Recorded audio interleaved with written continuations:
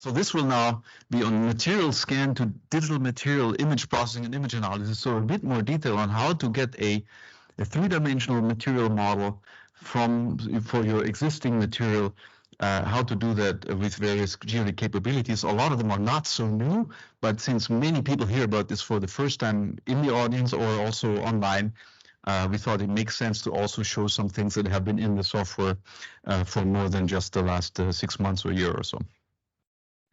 So here's the overview slide. That's what the whole presentation will be about.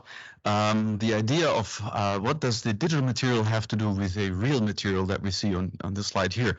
My example today here is a filter media on the top left. Actually, it's filter pleats. It's the media already in a certain stage as it's used for filtration, if you're not familiar with that. And what people usually do is they create such a filter media, maybe fold it, maybe put it into a casing and so on, as we've seen earlier.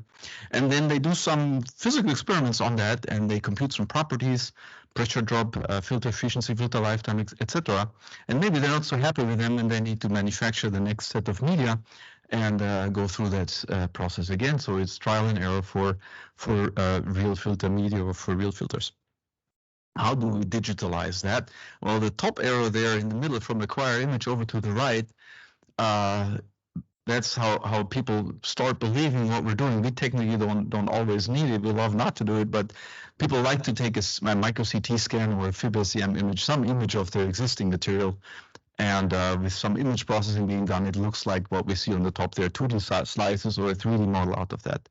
So we have a 3D scan of the material.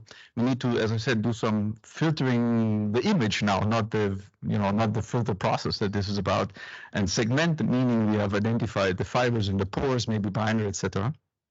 Out of that comes a voxel mesh, we call it, this 3D image made from little cubes. And then we can compute properties, again, pressure drop, filter efficiency, filter lifetime. And yeah, there should be an error connecting the two properties, right? Somehow you want to compare that for your original micro CT scan, that should agree. And then you would believe the computations. And then maybe you want to improve that filter media. You have some idea, and you need somehow a digital model. We see on the top right there. Initially, that should have something to do with the micro CT scan. And then from that model, we'll get into what that means in a moment. We generate an artificial micro CT, and in the end, it looks like a voxel mesh, just as if it came from the micro CT, and we can compute the properties and so on. And that loop is much cheaper once you're in that stage than actually creating the filter media. You might go to a different company to do that, whereas the digital work you can do all by yourself. So the question now is, how do I get from the micro CT scan over to the digital model? Actually, that's what a lot of the work in this talk is about. So unfortunately, I start on the right here now. So let me focus here on that rotating cube down there. We were discussing triangulation surface models just as one of the questions in the break alluded to that. So we do deal with surfaces, triangulations in GeoDict. There are two ways in which we do that. We can import them from CAD. We saw the filter that comes as CAD data. Usually it is a triangulation internally that can be loaded into GeoDict and then used for further simulations. And we're also exporting triangulations. And if one were to look at the details, there's little triangles on here that don't show up really well on the screen down here. That can get exported to classical CAE tools that Martina already mentioned a bunch of them. So the second one from the right, the voxels, is what comes from a micro CT, medical CT, synchrotron, FIB-SEM, and so on. And well, what does the next line there say? Well, we can triangulate that to get surfaces. So we can move from the voxels to the right to the surfaces. We can do other things like solve equations for physical properties. We've seen various computations in Martina's talk. Here I'm interested in computing the flow through the media and then maybe tracking particles and depositing them and so on. And but there's also the possibility to identify materials, and at the bottom you see the identification of objects. So down here, that material is clearly made of individual fibers that one doesn't understand by just having the image, right? There's voxels on or off, and I don't know about the fibers. And one of the tricky things to continue the work is what we saw a moment ago, the fiber find module that gets the individual fibers. And we have, besides this 3D representation as voxels, we have this individual objects somehow. Yeah, at the bottom you see for straight fibers a very simple parameter set. We have a direction, that's a vector, and a point 1, 1, 1 actually. Here is x11, y11, z11, so x, y, z coordinates, and the next point, 0.12, 0.13. And then for fiber 2, again, we have the diameter of that. Sorry, I said direction a moment ago. It's the diameter, that's the number.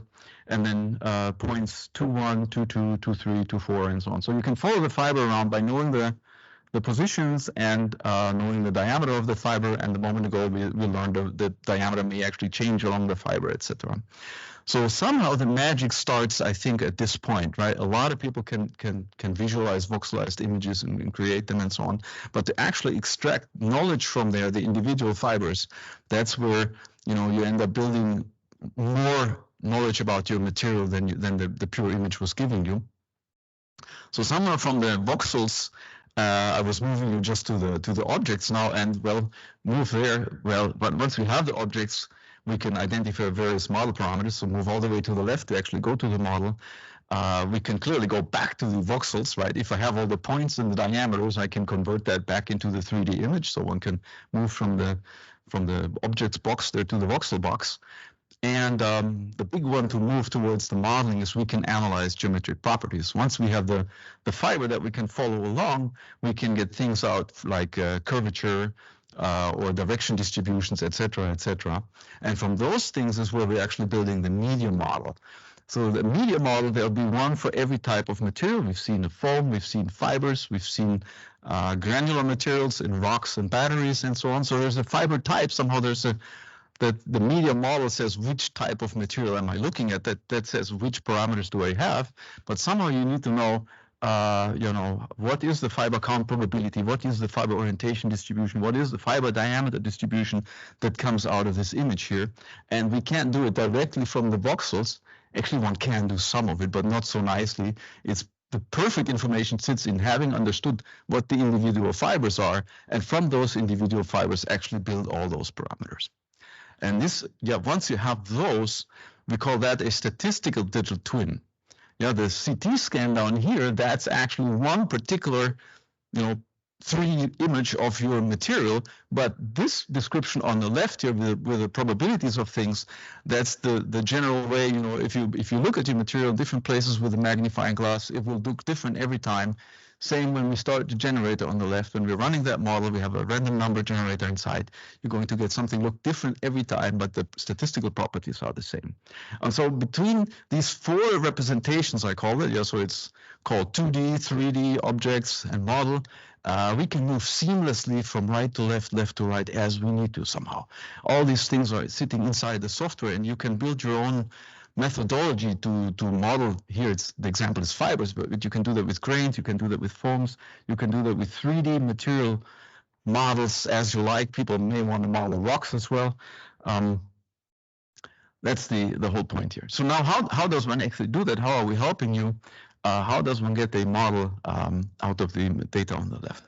And here is where artificial intelligence has been a major breakthrough for us about, I think I first became convinced in 2016 and started working around 2019, 2020 maybe.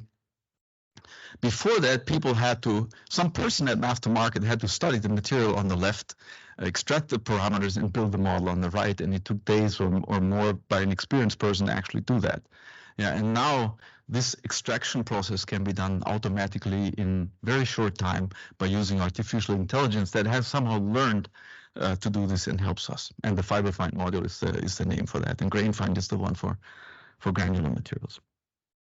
So what were the benefits of using AI for this? Well, before that, as I said, our employees were necessary to do that. The data had to leave clients' premises for somebody from Math2Market to do the modeling.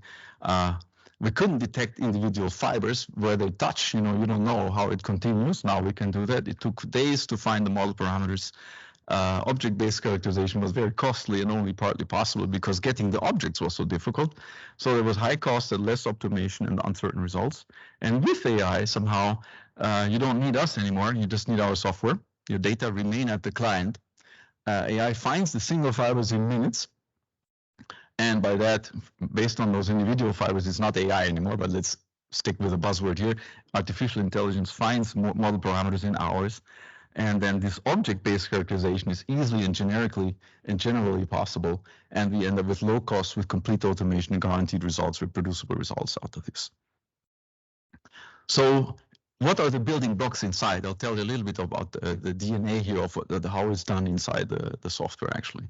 Yeah, those 4 types. There's 2D and 3D data, and I'll start with the ones that come into the software from the real world: SEM, thin sections, micro and medical CT, focused ion beam SEM, synchrotron. So here's one that was quite challenging for us for a while. We see an SEM image, just purely 2D image from nanofiber material. It's a filter media here actually. We got an SEM scan. It's purely 2D data. One can measure fiber diameters on that, and we can do a 3D model, and we render that in our virtual SEM view on the right, made to look exactly, you know, except for the noise that's visible on the left image, like the material on the left. And actually there's a publication under review right now where we're describing how this is being done with a university in Iran, in this case, that had the acoustic measurements that came out of this later and had the SEM images, etc. Another 2D set of data sets, we will hear more about that tomorrow in a talk on rocks, actually, are thin sections of rocks. The colors here mean actually different minerals, so they're very interesting. The colors are clearly artificial, coming from the lighting that one sees in there, and they mean that it's actually a different material in that location, and one wants to identify the objects, get the sizes, count the objects, etc. In thin section application, and ultimately build 3D models out of 2D images here. Yeah, so this is one of the magics that Martina was already mentioning. It's very challenging from 2D to go to 3D, because a lot more 2D images, SEM or thin sections or whatever, are available than there are 3D models, in particular from the past. Multiple scales is the word here. In our rock applications, people are interested in ranges from nanometers all the way to the reservoir. It's actually kilometers, which I'm not showing right here. Our range of interest is maybe from the left image is maybe 5 microns across. The middle one is maybe 50 microns. Sorry, is maybe 4.5 millimeters, and on the right we're looking at something like 6 centimeters or so. And what one can see going from right to left, as you zoom in, somehow more and more details appear, and it's clear that one can compute something on the left, and that ends up maybe a single voxel on the right, and then that voxel needs to somehow inherit properties from the left to do the simulation on a larger scale. And that kind of heterogeneity in rocks is one of the huge issues that we're dealing with our customers as well. Here's a FIB-SEM, now a 2D visualization of this, and we'll get to that example later. We see 4 different things, at least I do. I see 2 types of bright grains, one that has all this substructure to it, and another type that is more uniform. I don't know which one is the NCA and the LCO. We'll see later in the presentation somewhere. I'm not the expert really. And then there's pores, and the pores are filled with binder, and actually with the black parts here, that's the pores are filled with carbon black and carbon binder, and then there's the pure pores, and they're filled with resin here, or with electrolyte in the working battery. And the SEM scan here comes from KIT. Very high resolution, zooming in. The individual pixels here have a nanoscale, 10 nanometers maybe resolution. Another type of scan that can come in, again, we see here only a 2D cross-section, slice 46 and 228 in 2 different directions. It's a very thin material. It's a Torre paper. It's a gas diffusion layer from a fuel cell application here, and we had a synchrotron scan, and one can see the issue here. We have fibers in binder that show up basically in the same color, and our eye can, by the morphology, by the geometry of the fibers in binder, identify what is what. But for the computer, that was quite a challenge, and we are again using artificial intelligence to understand these kind of images and build models out of that. So continuing with types of 2D and 3D data, there are gray value images. We've seen a lot of those here. Basically, the gray means the attenuation. How much absorption to the X-rays was happening in that location if it's a 3D scan. Whereas in the middle, we see actually thin section again. The thin section typically are not just one gray value, but 3 different colors, the red, green, and blue, RGB, the images are called, and they're all working in the same voxel or pixel, and here we have 3 integers that together make up the color of an individual pixel in the image. And those, so image processing is one of the things Martina mentioned is now possible. In GeoDict, it used to be mostly gray value oriented, and now you can have different features or different colors analyzed at the same time. So binary and material images. So a 3D data set somehow is a 3D data set, but for us, it's important what sits inside. On the left, we now see the 3D visualization, and it's been already segmented. We call that the change from gray values to only, well, I see here the empty phase, and then there's the pores or zero, transparent, then binder 1, which is the dark phase in here, and then we have active materials. And we kind of see by the shape, there's this with the rougher surface and the rounder ones, that there are two different types that were visible in the earlier 2D picture as well. And somehow we want to know which one is LCO, which one is NCA, even though they show up with the same color in there. And so here comes a two-step procedure. First, we are removing the binder by noticing the difference in color actually here. The different gray values make it easy. We subtract the binder, and then from a material image, this one is still a material image, but it's actually binary 1, right? We have only solid and empty phase in here. So after we've taken the binder out, we have those two types of grains inside, and they can be distinguished, and here it's very visible. The different surfaces make it possible to get the two types of grains and actually find the NCA and LCO, what the two materials were from that image. And we end up with the picture here on the right, where now they're actually labeled clearly in different colors, and I know, yeah, the smooth, the rough surface ones are the NCA and the smoother ones are the LCO particles. When that's done, we want to put back the binder so we have again the original image, and that's how the objects are now identified by color, and we can continue from the material image actually to the next stage, which is the object image. So the difference in here is I'm back to 3 colors. I removed the binder again, I think, and when we run simulation, somehow two particles of the same material, they may touch. Yeah, and so inside the simulation, you at first you don't see the difference in material, right? It's the same material on both particles, but there is something happening at that grain interface. Yeah, so for the simulation to see that, we need to know the individual particles, and where 2 particles of the same material are touching, when we have the right representation in the individual objects, then we know something's going on that boundary, even though on the voxel scale, the material scale, it's actually the same color here. Yeah, so we wouldn't see a difference, but here it's a different color, and we can actually handle that and have a contact resistance inside or something like that. Yeah, plus, once we have the individual objects, we can do the material generation as well, right? We can do the statistics of the size, we can get the shape, the orientation, all that kind of stuff once we have them individualized. So that was the binary image, material image, object image, 3D representation. It's always colors somehow, but they mean different things to us, and hopefully to you now also after this presentation. But besides the materials, there are also what we call volume fields for some historic reasons. There are properties as well. Yeah, so when everything is a uniform color, like the gray stuff in here or the white, that means there's some fixed material there in this picture. But when the colors are changing, that means there is somehow a different physical quantity that can change its various values. Yeah, and in my color scheme here, the gray, white, black are the materials, and the colorful things are properties somehow. And the property changes from one voxel to the next. Can be a velocity, can be a pressure, all kinds of physical quantities can be visualized, and you can visualize them at the same time. And what's special about GeoDict, in our case, the properties are also 3D images. So we're filling in values even where there is the value shouldn't be valid at all. Yeah, but we have 0 in there or not a number or something like that, and that makes it very easy to compare different data sets, as we'll see in a second, because they're all registered to the same location in the 3D structure that we have, maybe originally from the CT scan or maybe have from our model generator. So here's an example why that might be helpful. We have taken the same filter. So in came a triangulation CAD data set, and then we voxelized it to actually run the filtration simulation in GeoDict. And the difference lies in a valve that is closed down here and is actually open there, and one can see by the streamlines the way the filter works. The flow enters on the outside, goes all the way down to the bottom, and then enters down here, goes through the filter media and exits through the center towards the top there.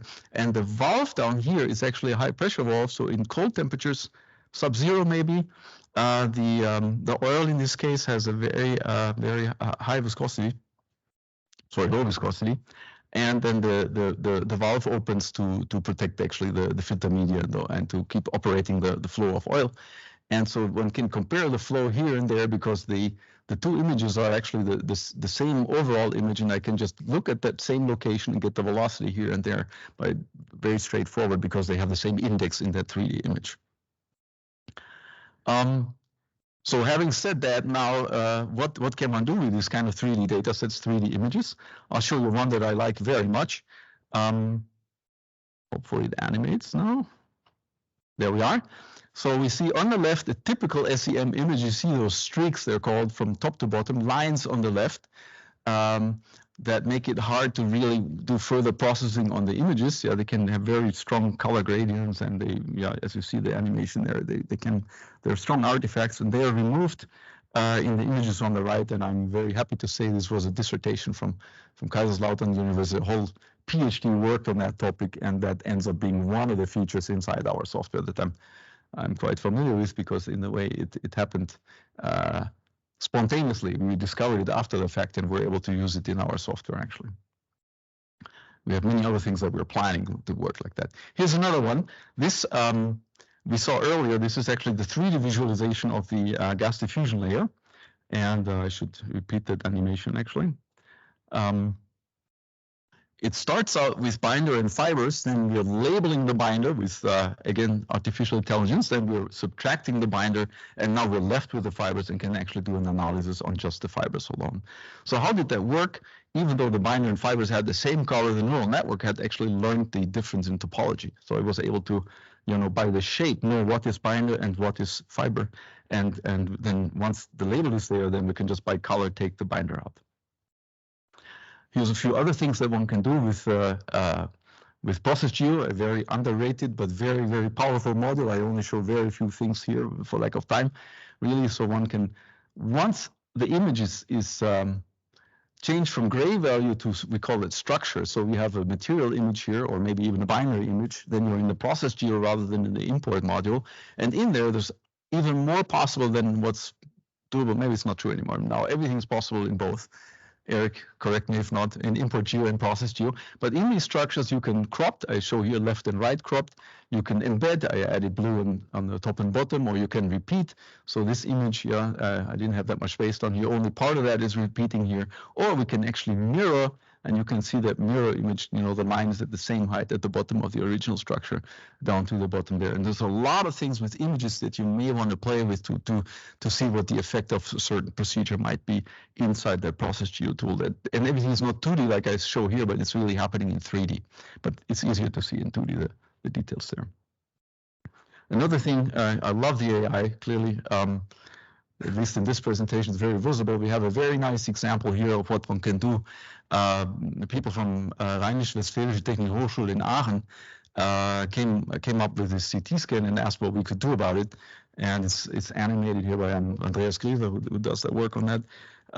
The original data set that has already been binarized, so to speak. And then the question was, can we really understand what's going on? And to understand, we really need to get the individual fibers, which were found earlier. And then in a second stage, the ones that were similar to each other, because they are somehow close to each other in geometry, in shape, they can actually get the same color. And so we're understanding this particular data set by, you see the labels now, which of the threads actually belong together can be figured out automatically. And Andreas nods, I think, mostly. With knowing how to do this from some complex input geometry. And we love this kind of data sets given to us, and we'll play with it until it works and then help the client to do more of that themselves. Having said that, image analysis after the image processing is, there's a lot of analysis going on, and I'll point you to the ones that are maybe rather new and not so well known so far. Yeah, we have a data set sort of in the background here that has both gray, the material, and also some property inside. And for the sake of time, I don't get into detail of that example. But on the left now, we have a compute metrics. Yeah, you click on in this case, there's the volume file there, there's a pressure there, and on that pressure you can say compute metrics. And then there's all kinds of things that you may want to know about the field or about the material, autocorrelation, correlation length, spatial intensity histogram, et cetera, that you can actually get for that 3D image, and it's a little bit hidden and more hidden than other things in the GUI, so I point you to that location to explore that. Or there's another one down there where math operations available. That's been a couple of years. It's not new in 2024, but you can add images together. You can normalize, you can convert, you can multiply, you can do, if you have very slow flow, creeping flow, you can just multiply it by a factor and you have the flow for a faster velocity. There's material analysis like pore identification and pore size statistics. We have physical experiments that we are following, like mercury intrusion capillary pressure, or mercury intrusion porosity.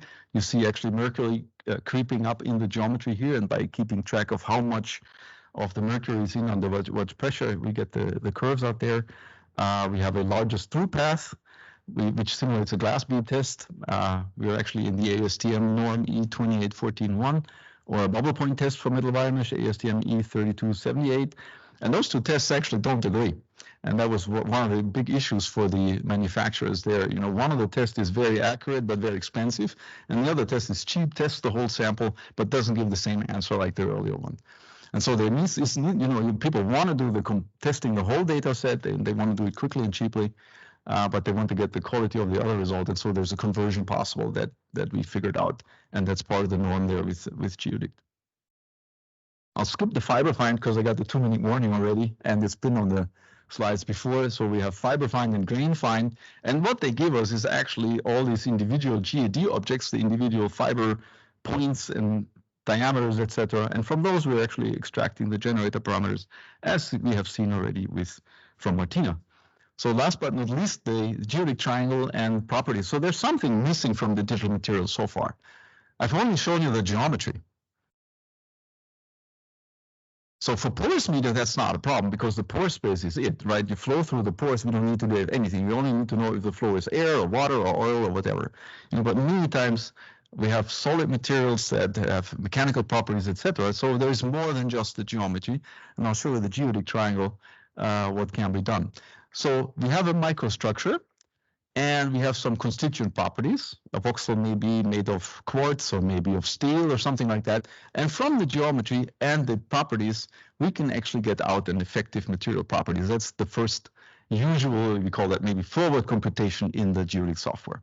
Yeah, knowing the geometry, knowing what the geometry means, and that doesn't come from a CT, you need to somehow know that additionally.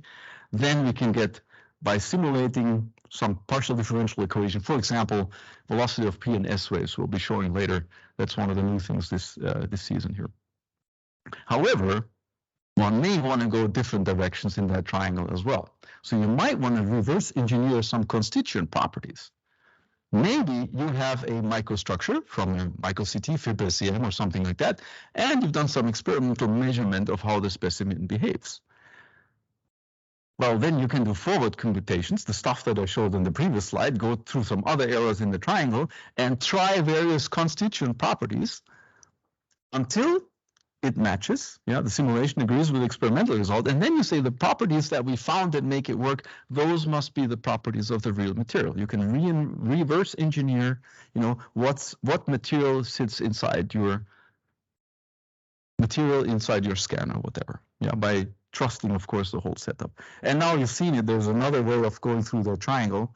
Yeah, once you have constituent properties, you know your material, if you're a material manufacturer, and maybe you have an experimental measurement, that's the wrong word here, maybe you have some desired behavior, right? I want this to work in a certain way macroscopically. What should be the microstructure that makes that work? And again, we're going through the original triangle. We try some microstructure, we use the constituent materials. Does the experimental data come out? No, well, then we need to modify the microstructure, and we need to optimize the microstructure to actually get to it's not experimental, it's the desired experimental macroscopic result that you want. So there are really three things that you can do with this between microstructure, constituents, and experiments.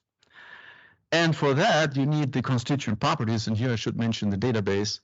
They're often difficult to come by, they're expensive. I heard battery data set might cost 20,000 euro, just one data set for us or our clients. So they're very valuable. We put them in there, and you can see here that we have solid, mechanical, thermal, electrical, etc. And we give you the source where it comes from, and we're very happy if you tell us data that you believe should be in there. We will put them in there, but you can also put your own data sets inside and don't need to share them with us. Yeah, maybe some of that was so expensive, you might want to keep that to yourselves as well. And together with these material properties, that's how the digital material becomes predictive, right? You need the geometry and the constituents to make it work. So summary, what did we see? Well, we saw to have a good material model, it should agree with microstructure with an existing material. The computed properties should exist with measured ones of an existing material. It's parameterized, can be optimized for improved properties actually. GeoDict provides all the image processing for that, the image analysis, material and object analysis that's needed to get the good geometric material models. And then we have all the physical property simulation capabilities and the material property database that allows all the stuff that I showed you earlier. So thank you, and sorry for running over a little bit. Got carried away here. Thank you.